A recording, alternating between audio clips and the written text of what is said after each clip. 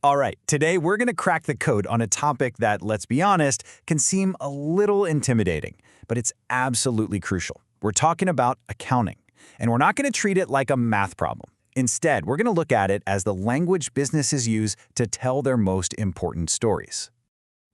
Just think about it. Every single company out there has a story. It's got its wins, its struggles, its big goals, and just the day-to-day grind. It's this living, breathing story of value being created, money being spent, and huge plans being made. So, how do you actually tell that story? Well, that's where accounting comes in. See, at its heart, it's not just about crunching numbers. It is the structured language that translates everything a company does into a financial story that anyone, anywhere, can read and understand. And just like any language, this one has different dialects. It all depends on who you're talking to. So let's dive into the two main dialects you really need to know. But before we get into those dialects, let's just lay down a solid foundation. The official definition of accounting calls it a complete system. And that's the key word there, system. It's not just about counting money. It's about recording it, making sense of it, and then, and this is the important part, communicating what it all means. So the very first question you have to ask when you're telling a company's financial story is pretty simple. Who is this story for? And the answer to that one question is what splits accounting into its two main branches. And right here, this is the crucial difference. On one side, you have financial accounting. This is the story you tell to the outside world, to investors deciding if they should buy your stock, or to government regulators making sure you're playing by the rules. Then you have managerial accounting, which is the complete opposite. It's the story you tell internally, to the managers who are running the show every single day. And this difference in audience, well, it changes everything. Financial accounting is all about looking backward. It answers the question, what did we do last quarter? It's super strict, governed by rules like GAAP, that's Generally Accepted Accounting Principles, to make sure it's a level playing field. Managerial accounting, on the other hand, is all about the future. It's asking, what should we do next month? So it's flexible, it's not regulated, and it's all about making quick decisions inside the company. And I really want to emphasize this point. Those rules for financial accounting, they are not optional. They are the bedrock of trust with the outside world. An investor has to know that when one company reports profits, it means the exact same thing as when another company does. That's what GAAP ensures.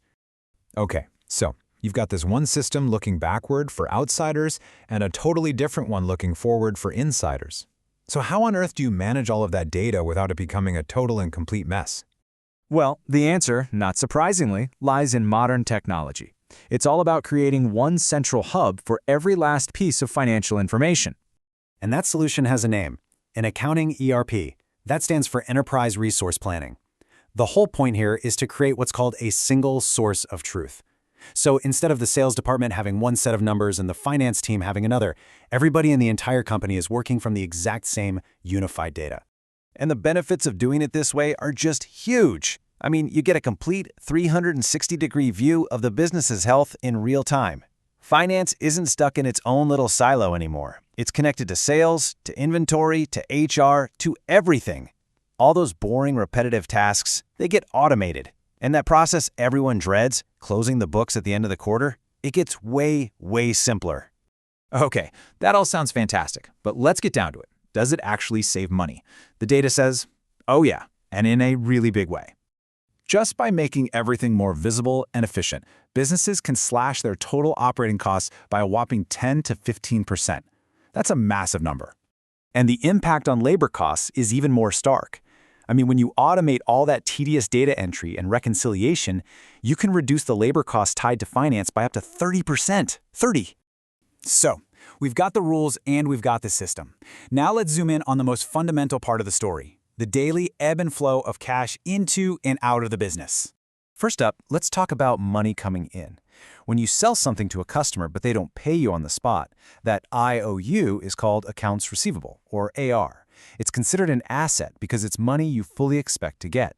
And getting this right is critical. You can be profitable on paper, but if you're too slow to collect your cash, you can literally go out of business. Now on the flip side is money going out. When you buy supplies from your vendors but don't pay for them right away, that's called accounts payable, or AP. And it's a liability because it's money you owe. Managing this is just as important. If you pay your bills too late, you can wreck the relationships with the very suppliers you need to operate. So here's the bottom line, the thing to really remember. Accounts receivable is all about managing your cash inflows, and accounts payable is all about controlling your cash outflows. A truly healthy business has to be a master at managing both sides of this coin to survive, let alone thrive. Okay, so we've talked about the big picture rules, we've talked about the central system, and we've talked about the daily data. Now let's just take a step back and see how all of these pieces fit together to tell that complete story. It's really a simple but incredibly powerful flow. It all starts with step 1, the rules. Standards like GAAP make sure everyone is consistent. All of that feeds into step 2, the system, where a modern ERP pulls all that data together. And that brings us to step 3, the data itself, where those daily transactions, like AR and AP, show you the real-time health of the business. And that right there is the main takeaway from all of this. Accounting isn't just a niche skill for accountants. It is the universal language for understanding how a business is doing, what its strategy is, and how healthy it is. If you can't read the story, you simply can't understand the business. Period. So let's end right where we started, with this definition. Hopefully it carries a little more weight now. It's not just a textbook sentence. It's a complete system designed from the ground up to tell a clear, an accurate, and a powerful story about a business's journey. So I'll leave you with this final thought. The next time you see a financial statement, maybe a company's balance sheet or income statement, don't just see a wall of numbers. Ask yourself, now that I understand the language, what story is this really trying to tell me about this company's past, its present, and its future?